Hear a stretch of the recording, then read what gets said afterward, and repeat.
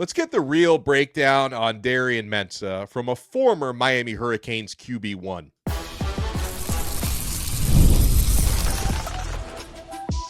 You are Locked On Canes, your daily podcast on the Miami Hurricanes, part of the Locked On Podcast Network, your team every day. I am Alex Donno, University of Miami alumnus, co-host of Locked On ACC and host of Postgame on the Hurricanes Radio Network. Thank you to the everydayers for making Locked On Canes your first listen. We're available free wherever you get your podcasts. We're free on YouTube. We're part of the #1 Locked On Podcast Network, your team every day. On this episode, we'll talk about what quarterbacks do in off-season workouts leading up to spring football, what Darian Mensah is working on right now. We'll talk about how Miami finds consistency this upcoming season. Obviously, they finished the season really strong up until the title game last year, but how do you avoid losing to the SMUs and the Louisvilles of the world? But let's get an evaluation on Darian Mensah. We mentioned a former QB1, very good friend of the show. One of my favorite seasons in recent memory was 2017 when Miami just whooped the wheels off of Notre Dame, and QB1 that year. Malik Rosier is with us. Malik, how are you, sir? I'm doing great. Thanks for having me. I always love being on Locked On Canes.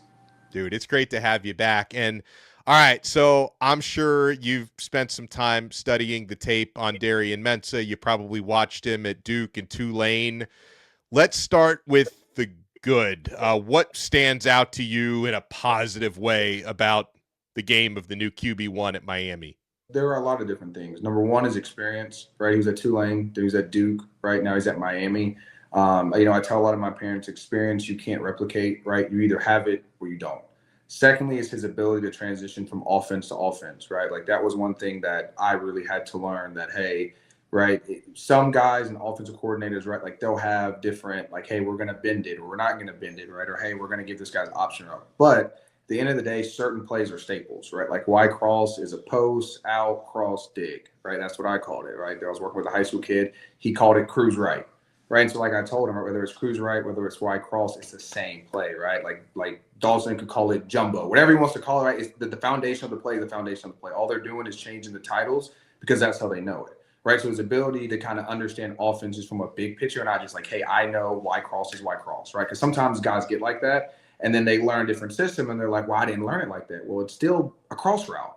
Right. So his ability to learn and kind of adapt to different systems, different languages, I think that's very big, right? When you look about a guy that's saying, hey, you want to go from college to the NFL, right? Can you learn a different type of ball? Can you learn a different, type of language, whether it's, offensive calls or defensive scheming, things like that, I think are very big. Lastly, his ability to win, right? They went all the way to the ACC championship, something that Miami still unfortunately hasn't done yet. He won it. So I think that's a good start. We're looking at a quarterback, hey, what does he want? He's won our conference.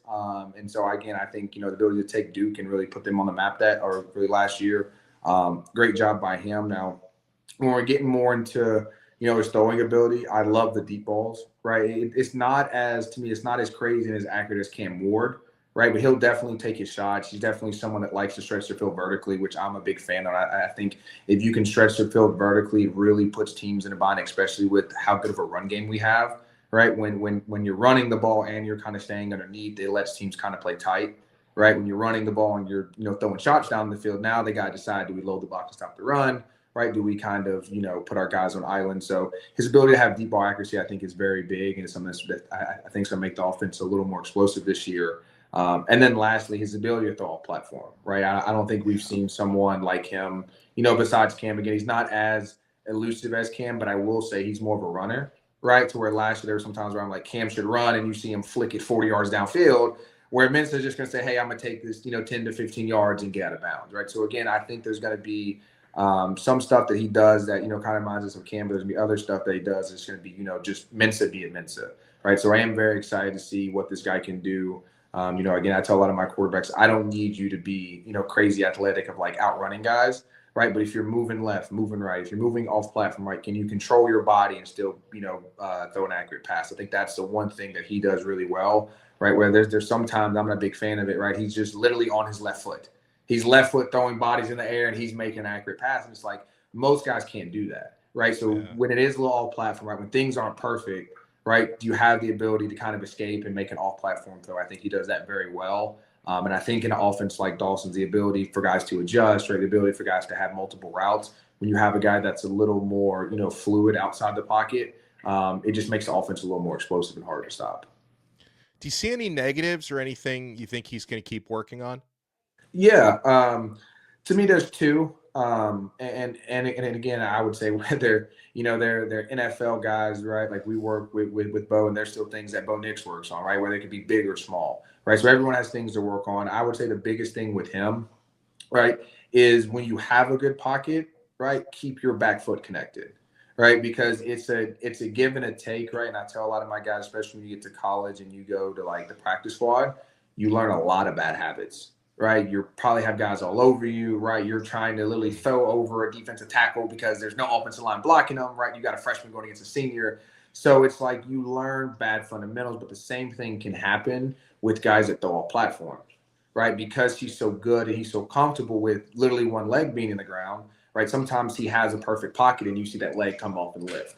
Right. And again, that's kind of where you got to get him come saying, hey, like we have a really good offensive line. You're going to have time, right? I don't need you to lift your back leg. Again, I get it in the past, right? You're probably running for your life. So your fundamentals in the pocket weren't as, we didn't have to be as precise because you did have to more worry about getting out. Now it's like you're going to have a good line, right? When you get the chance, set your feet, make a good throw. Let's have good base and balance. To me, if he can really just focus on that, and again, it's not a flaw. It's just how he's played ball, right? I think if he can focus on that, I think he'll literally dominate the game next year. Because, again, that's going to be my biggest question. I don't have questions him rolling out all platform. It's like, hey, and again, even in the pocket, he's super accurate, right? But it's like, hey, can you, in the pocket, when you have a good pocket, how's your fundamentals? And, again, I know he has enough arm talent, enough arm strength to make all platform throws and make, funny body throws. But to me, if his goal is to get into the NFL, right, they're going to want to see more of the fundamental side of him. And to me, that should be his next step. Hey, I know what I can do all platform, right? Let me see what I can do in the pocket. To me, who he reminds me of, and some similarities, is almost like a Sam Darnold, right? A lot of talent, Okay. big arm, right? Really, really good throwing off platform, right? And again, I think Mensah's better in the pocket, right, than Sam Darnold, but that was the one thing that I would say Sam needed to work on was just being a better pocket passer. I think the same thing with Mensah is just being, more fundamental in the pocket. He is a good pocket passer. You can sit in the pocket and beat you if he needs to, right? But just sometimes, again, because he plays off platform, that foot lifts. And to me, I tell guys, right, if you had to stop and I said, hey, lift your left or lift your right foot and throw the ball, you're not going to do that, right? But in your throwing form, because that left or the right foot comes off, that's basically what you're doing. Yeah, it's really good stuff here from former Miami Hurricanes starting quarterback Malik Rosier. So, Malik, something I'm curious about. What's this time of the offseason like for a Division I quarterback? Because, Mensah, he's in class at Miami now. I know that there are off-season workouts going on. Spring football doesn't start for over another month. So what do you think in mid-February, Mensah and his teammates, what should they be up to about now? Yeah, so there's a couple of things. One, right, if I'm him, I'm getting my schedule together, right, and I'm probably even finding any transfers, right, or any young guys, right, and once I kind of figure out where I'm going, and again, the campus is big, but it's not a crazy campus, right, so once you kind of figure it out, you figure it out, but some of the young guys, some of the transfers might be confused, right, so it's like, hey, how can I, even though it's not on the field, how can I help a guy, right, if a guy's lost where Merrick is, if a guy's lost where Mahomes, like, how can I help a guy kind of maneuver around campus? So they're not late in the class now. They have sunrise because, they're a freshman and they can't really find their class or find the building, right? So I think there's ways like that they can start off.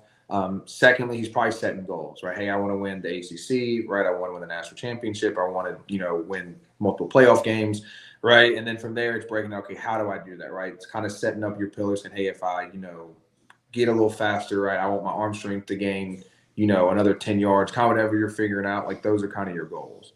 And then really after that is figuring out everyone's schedule, right? So once you kind of figure out your schedule, everyone's schedule, hey, what days a week outside of the days that the coaches have set for us, right? What days a week do we want to throw, right? Is it on a Saturday, right? Usually they have like optional workouts on Saturdays. So it's like they're throwing again on Saturdays, but it's like figure out one day a week where you can get extra throwing, right? Even if it's something simple. But I think those are really the things is figuring out how you can help young guys in transfers, right? Get to class, make sure no one's late. Right, figuring out your personal goals, right? Hey, what do I want to accomplish and how do I do it, right? And then lastly, figuring out, times that works for everyone. Hey, this Tuesday at 6, right? 6 to 7, everyone's free. And right after lunch, we'll go calm down and then, we'll go throw in the indoor. So those to me are the big three things they can be doing. Well, when we come back, as we're joined here by former Miami Hurricanes starting quarterback Malik Rosier.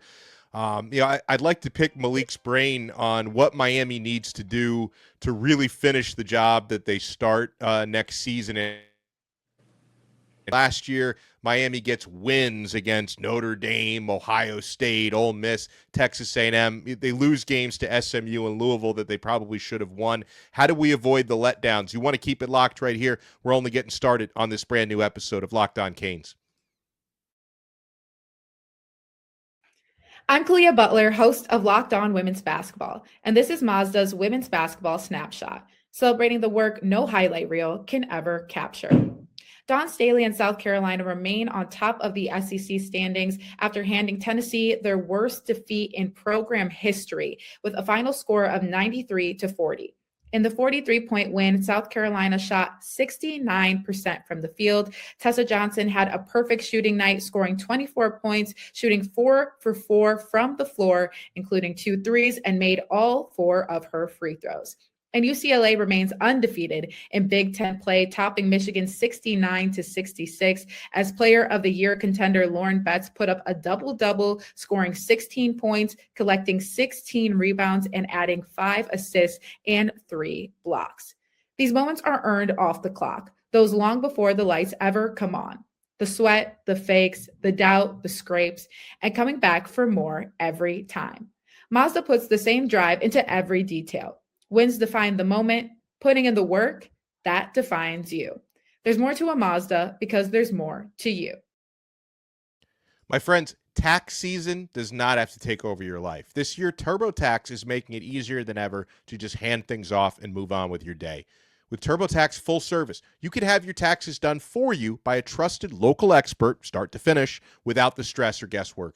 Instead of spending hours trying to figure out forms, you can meet with a local TurboTax expert in person or connect online. And they handle everything, from W-2s to self-employed forms, and they work with you to get every deduction. It's a huge time saver, and it gives real peace of mind knowing that an expert is handling it. For a limited time, you can have your taxes done by a local TurboTax expert for just $150 all in. If a TurboTax expert didn't file for you last year, just file by February 28th. Take taxes off your plate and get back to your life. Visit TurboTax.com/local to book your appointment today. Thank you so much for making Locked On Canes your first listen. Make sure if you're an everydayer, make your status official by joining the Everydayer Club. Hit up that all-access tier in the show notes below or at lockedoncanes.supercast.com and get exclusive content and benefits. Here on Locked On Canes, we're joined by former Miami starting quarterback Malik Rosier and his pup. Well, what's the dog's name, Malik? Sebastian. Hey, I mean, how perfect is that? My boy dog. Yeah, my dad named his dog Kane, so then I named mine Sebastian after the mascot. So man, I love that. Malik, I mentioned obviously finding consistency over the course of used to be a 12 or 13 game season. We're talking 16 games now. If you get to the championship game, like it's tough. Right, to win all of your games. I know Indiana just did it, but Miami got some massive wins. They had a couple of losses in tough games that they probably should have won, and it happened to you guys. I mean, you guys just destroyed Notre Dame, and then you had the letdown game against Pittsburgh in 2017. So it's like, I mean, how difficult is it to keep that consistency, Malik? And what does Miami need to do to hopefully complete, let's say, a 12-0 or maybe an 11-1 regular season, so I don't have to sweat it out on Selection Sunday like I did last year? Yeah, no, I definitely feel you on that. To me, I think one, right, and again, our team was a little different, right? And I think this is where Mario really helped himself, right, winning in the trenches. So I think, again, right, it starts up front when you talk about games, especially those tough ACC games. To me, yes, you rely on your skill guys, but the upfront has to win, right? To me, in those type of games, we had too many penalties, right? We had holding calls. We had sometimes I think we had roughing the passer calls, different things like that, right? They kind of kept teams in. So to me, it was more, hey, how can we be different? How do we use this offseason, right? Because when we didn't beat ourselves, whether it was penalties, whether it was turnovers, right? No one this year really beat us. So that to me is the biggest thing is like, hey, we know we're talented. We know we're good. Right now, how do we make teams? And to me, that was the ultimate test with Indiana, right? Indiana made you beat them. They were not going to beat themselves. They weren't going to be heavily penalized. They weren't going to do, dumb mistakes. And so that should be our goal, is saying, hey, we know we're more talented than teams, even the ACC, right? For the most part, we're more talented. Some teams like Clemson, right? They're going to have talent across the other board, and Florida State, right? But for the most part, we're more talented. So it's like, how do we be talented and disciplined, right? To me, the ACC games we lost was whether it was like, hey, I know we're better, so we're just gonna, go in half awake, or whether it was like, hey, maybe I didn't, study enough, and so now they're bringing in different stuff, and now I'm slightly confused. It's like, what do we need to do to lock in? Because the same thing I said kind of with Cam, it won't be a talent issue. It's going to be a focus issue, right? Can I get these guys for 13, 14, 15, 16 weeks, right? You go all the way, I think it's 15 or 16, right? Can I get them to lock in every day of, for 16 weeks straight? And I think that's part of the goal. And to me, the games that the team locked in, when Carson looked good, when the offense was clicking, the defense for the most part looked good every week. To me, when everything started to click, you could see, oh man, like no one can really stop us. And so to me, I think that should just, be their goal, because again, if they don't beat themselves, I don't really see a team in the ACC really stopping us. Yeah, I mean, the ACC, outside of Miami being really good on paper, the ACC looks very mid this coming year. So I'm with you on that 1,000%. But I would say that's hard though, because I would say if you looked at the ACC last year, you would say the same thing. And Virginia had some big wins. There were some ACC teams that had some pretty big wins over SEC teams. So again, I think sometimes, and again, I'm kind of with you. I don't think I think it's like Miami and then everybody else, right? But I also think that when you think of like a Missouri, or even like who else, like an Oklahoma, right? Just because they're in the SEC and their logo, they're like always going to be good, right? And to me, I think the ACC, and I hope especially when you bring guys, is Bill still with North Carolina? Belichick is certainly still with North Carolina. Might be the final year for that. Yeah. But again, when you have guys like Bill, right, and then you have James Franklin that is now at VT, right? I don't think this year, but if they do a good job of recruiting, obviously he's brought some guys over from Penn State, right? Like VT could be a team in the next 3 or 4 years if they recruit well and bring guys into the portal. That could be a team that starts, I don't say push us, but definitely starts to become a challenge. So I think with some coaching changes, and now again you're starting to see more money being pumped into programs, right? Like I know there's a joke of like Mr. Beast giving like millions of dollars to ECU to help them win a national championship, right? So I think the more you see teams like Indiana, hold up, guys, relax. Sebastian and Kane getting a little rowdy. But the more times you see a team like Indiana, right, that has some donors that are getting behind them, going to the portal and getting, good guys, like you're going to see more and more, programs and donors. Okay, like let's try it out for a year or two. Like it was kind of bad. I heard stuff about programs that were small, like in Mississippi State, taking people and saying, hey, we're not going to pay you guys for 3 or 4 years, because the 4th year we're going to go out and we're going to dump $40 million instead of paying, $5 to $10 million a year. We're just going to hold out and say, hey, we'll give you a scholarship with no pay. And then that last year, whoever's good will pay you. And to me, it's like you might have programs that really do that just because of, the NIL and things like that. So I definitely think the ACC could be a conference that slowly starts to grow depending on how things go. Man, well, so going back to Miami's offense coming up for this season, from where I sit, this looks like probably the best collection of skill position talent we've had in one place for a number of years. You add Cooper Barkate to Malachi Tony, other talented receivers. You keep your entire running back room, including Mark Fletcher. I mean, does it feel like the stars are aligning? I mean, obviously Darian Mensah is great, but I mean, he's going to have every possible option to hand it off to and throw it to. Yeah, no, I mean, he's going to have talent all around him. And to me, it's kind of funny, and I don't think they're a huge question mark, but I think the offensive line is some, because we're going to have some new faces, right? We're losing some guys. Yeah. But I do think, right, when you have a Malachi Tony, when you have a guy that, was with you at Duke, you have these backs behind you, it makes you feel a little more comfortable, right? Especially the first couple games, you have a young guy, like I'm thinking like maybe Cantwell, right? Maybe he misses some stuff, right? It's just depending on what happens. Maybe they bring some blitzes that confuse him, right? Now you have guys that are better at hot routes. Guys can see blitzes, so now they can adjust better. Right. Sometimes when you have smart guys around you, right, if one guy makes a mistake, the other guy's smart enough to pick it up. right? And I think that's what we could start seeing, especially again, depending on, again, I think the offense line is going to be great. I don't think I would worry about it. But again, there could be a game where we struggle, right? There could be one guy that's really, beating us that day that's really good, right? And having guys like Tony and having guys, like Barkate kind of come over, that's really going to, really help Mensah be able to kind of say, hey, I can trust throwing this hot route before my guy's out the break, right? Kind of reminds me with Braxton where left side, maybe they got beat, right? And I'm throwing it and Braxton didn't have his break, right? And I'm hitting him and he's running, but it's like when you have chemistry, when you trust guys to be in the spot they're supposed to be in, you could almost blindly throw it to a spot and they're going to wind up ending up there. So to me, I think there's a lot of faith-based throws that you can kind of put in some of these guys' hands that in the past, I'd be like, I don't necessarily know if I have enough trust into him to go up and really take it away from a defensive back or really fight for the football. And now I think we have guys that will literally die over that football when it's up in the air. Yeah, well said. And obviously, anybody listening to this, you can tell Malik Rosier has a mind for football, and you still work in football, Malik. Tell people about the quarterback coaching you do, and if there's anything you want to promote, man, the floor is yours. Yeah, no. So I do quarterback training. I'm in Tampa. I'm in Miami. You guys can look us up on QB Country. I run the entire state of Florida. This year, some of our draft eligible guys are Ty Simpson, with quarterback from Middle Tennessee. So we have some good guys that are going into the draft this year. But we've been around for a very long time. They actually started training me. So it's kind of funny. I look at my fundamentals, and when I look back at it, I really coach myself, and I'm mad at myself. There's a lot of things that I did wrong, and I'm like, man, I should be doing this and that. So it's always funny. When I teach my kids, I literally say, okay, let's watch me.